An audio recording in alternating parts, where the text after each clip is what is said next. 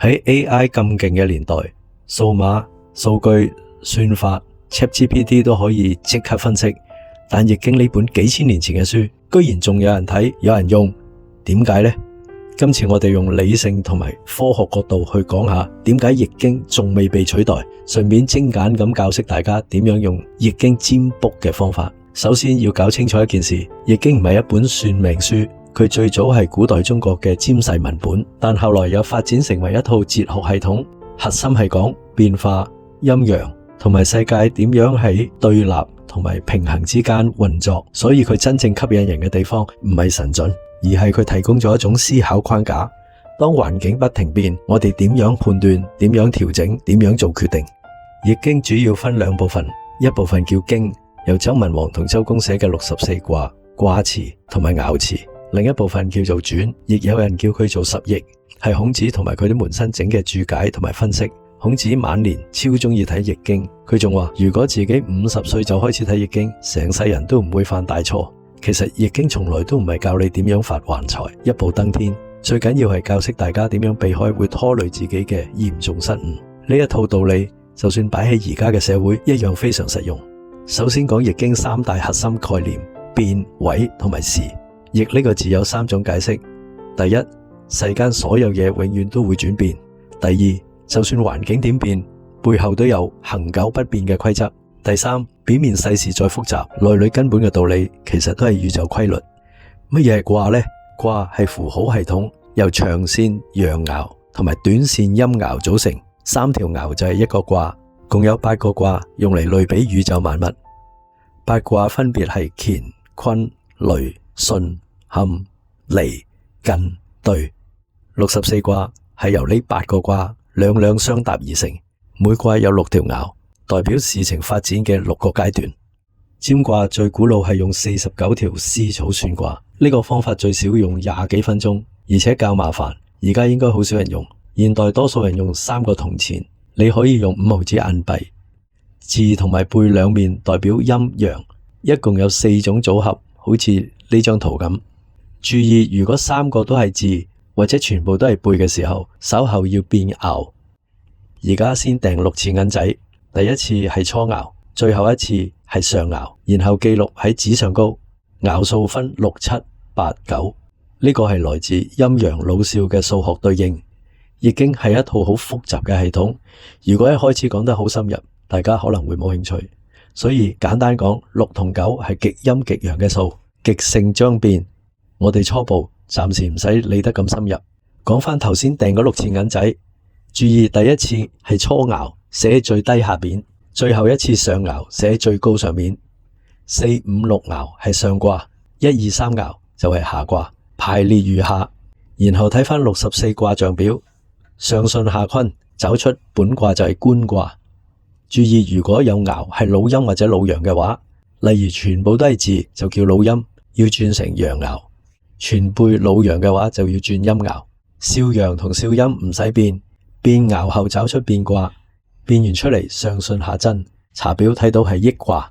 睇返呢個例子，問題係今個月生意能否突破？本卦係官卦，意味喺決策前必須洞察清楚，不宜急進，即係話本月生意難以突破。變卦係益卦，表示自選者必自益，助人即助己。變爻喺第一爻，意思可能要從基層或者成本方面做改進，但係唔係減價促銷。試下做啲廣告推廣或者優惠服務等，下個月生意就會有突破。依家 AI 咁方便，占卦後可以查卦辭內容同埋解釋。例如乾卦係64卦排第一，6爻全部都係陽爻，代表天龍，亦都象徵係最強嘅氣勢同能力。6個爻完整講出一條龍由潛伏出頭去到巔峰，再到盛極而衰嘅經歷，簡直就係我哋人生嘅寫照。第一爻潛龍勿用，時機未到就要收埋自己，靜靜地累積實力，千祈唔好亂衝亂撞。好似有啲後生仔幾有本事，但個行業仲未發展成熟，急住落手創業，多數都會撞板。第二爻見龍在田，利見大人，時機開始出現就可以出手展示才華，主動交結前輩或者有地位嘅人。第三爻要日日勤力做嘢，時刻保持警覺，先至唔會惹上麻煩。第四爻進退都得，重點係要識得睇時勢。第五爻飛龍在天，就係人生最風光、站喺頂點嘅階段。但去到第六爻，亢龍有悔，一旦太過高調，站得太高，遲早會跌翻落嚟。好多商界猛人、公司高層最後失敗，就係忽略呢個道理。而乾卦最後提到，見群龍無首，吉。真正有實力嘅人唔會成日爭做主角、搶風頭，適當收斂鋒芒，先可以走得更長遠。如果掟銀仔都覺得麻煩，教多你一個再簡單啲嘅方法，就係測字起卦。測字本質就係把字轉換成數字，找出上卦、下卦、動爻就可以起卦。上下卦筆畫除8，爻數總筆畫除6，睇如數。例如11畫除8，剩翻3；12畫除8，剩翻4。好，而家開始。首先心中諗一個具體嘅問題，例如而家轉行順唔順利呢？再想一個結構清晰嘅字，左右或者上下結構拆筆畫，左畫上為上卦，右邊或者下邊嗰忽就係下卦。我舉例用墨字起卦。墨字係上下結構，以康熙字典繁體筆畫計算有11畫，上面呢部分有8畫，除咗8係0，即係白。睇翻易經速查表就係坤卦。下邊直字呢部分3畫，睇翻表係離卦。總筆畫11畫除6，剩翻5，即係5爻動。上坤下離，本卦係命移卦。變卦後上坎下離，水火既濟卦。動爻係第5爻。卦象解讀：問事業可唔可以轉工？本卦卦辭：地火明夷，利奸精。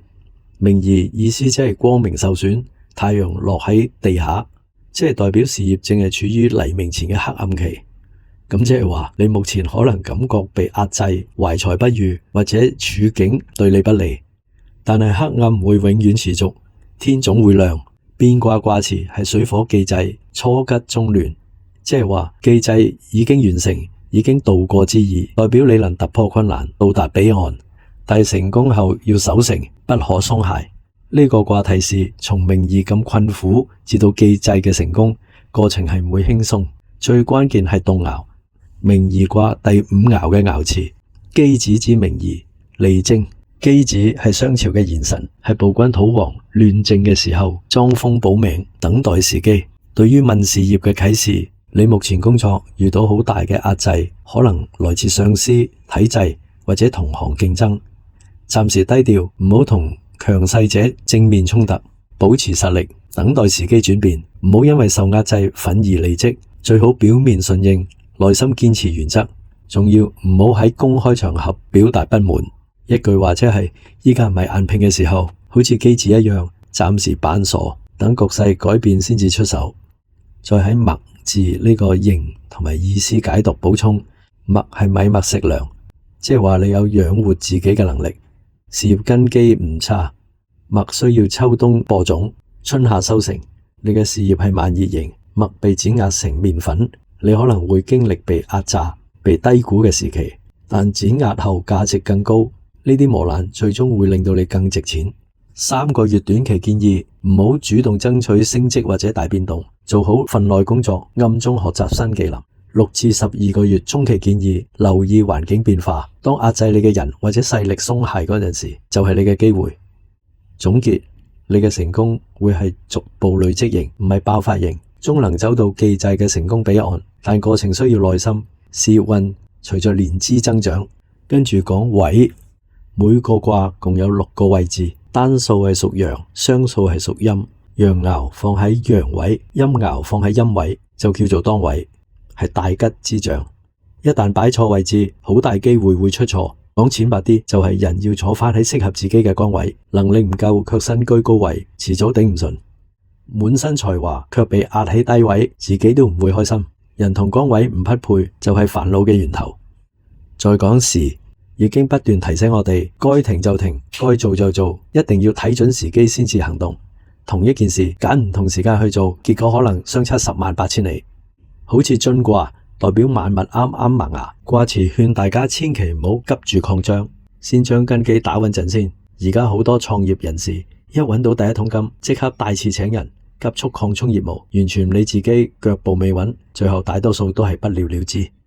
大家經常聽到否極泰來，好多人以為淨係捱完最艱難嘅日子，好日子就會自動送上門。其實呢個諗法係錯嘅。泰卦代表一切順利，事事暢通，否卦就代表處處碰壁，陷入困局。兩個卦互相轉化，就算而家風生水起，都要時刻提防逆風來臨。所謂傾否，意思係主動打破困局，唔可以被動死捱，難關唔會自動消失，一定要自己出手改變，先至有轉機。坤卦同乾卦互相對應，代表大地同柔順包容，核心精神就係厚德載物。第一爻伏霜，堅冰至，見到地上有薄霜，就要預料到寒冬即將來臨。學會從細微跡象預測風險。最後一爻龍戰在野，提醒大家千祈唔好正面硬碰，死鬥到底。與其兩敗俱傷，不如低調累積實力。好多成功人士都有一段默默耕耘、沉澱自己嘅坤卦階段。64卦當中，淨係得謙卦6個爻全部都係吉兆。呢個卦好似宏偉嘅大山收埋喺地底，有實力，但從唔會炫耀，做人低調謙虛，唔會結怨，亦都唔會俾其他人視為威脅。無論係職場相處，還是出外打拼，謙卦永遠係最穩陣嘅生存技巧。甲卦專門講改革同埋轉變，重點係想推行改革，一定要等到時機成熟，大眾真心認同，先好正式行動。好似一間公司想更換制度，如果員工唔接受就強行執行，只會引發反彈。真正嘅轉變要有清晰目標，絕對唔可以胡亂求變。坎卦代表險境同各種困難，遇到逆境唔好逃避，亦都唔好輕舉妄動。當四面受敵，陷入人生低谷嘅時候，首先要往基本盤，從細微之處揾突破口，保存實力，靜待轉機。呢一套思維應對危機非常實用。剝卦講緊局勢持續走下坡，自身實力慢慢被消耗，呢個時候一定要記住碩果不食，守住自己最後嘅本錢同底線。呢份底氣就係日後東山再起嘅根基。剝卦之後就係伏卦，代表黑暗過去，曙光重現。只要唔好輕言放棄，捱過難關，一定會有反轉嘅一日。另外再介紹多幾個實用嘅卦象。胥卦，需要嘅需，教我哋等待唔係偷懶，而係趁機累積能力同資源，同時要揀啱位置，唔好太貼近危險。展卦講當前路受阻時，唔好硬闖，揀條阻力較細嘅路行走，仲要主動揾同伴一齊合作。中孚卦講究內心真誠，真心待人，遲早會贏得身邊人嘅信任。井卦提醒大家一定要建立屬於自己嘅核心價值，有能力之餘，仲要重視執行力，唔好空有一身本領，最後卻做唔出實際成果。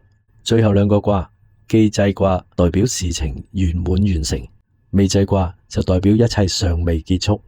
就算成功做好一件大事，都唔可以鬆懈。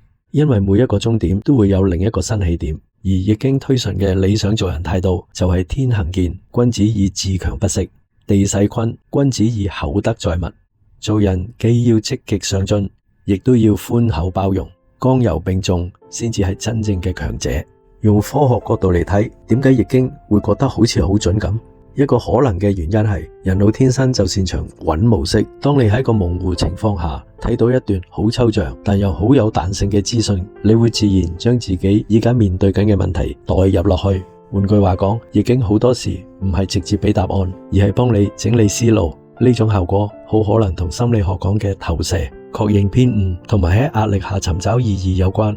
學術研究亦指出，現代對占卜感到有效，往往同認知同埋心理機制有關。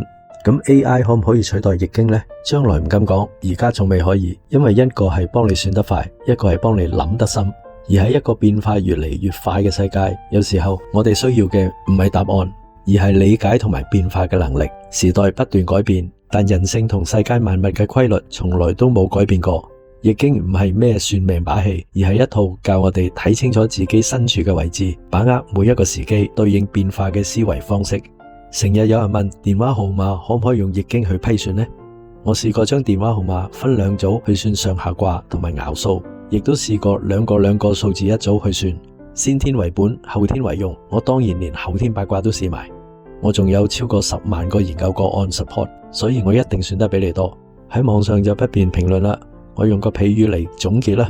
你去問路，易經係俾你地圖同埋指南針。電話號碼轉運，好似換咗對新鞋，幫你走得更加便順啲。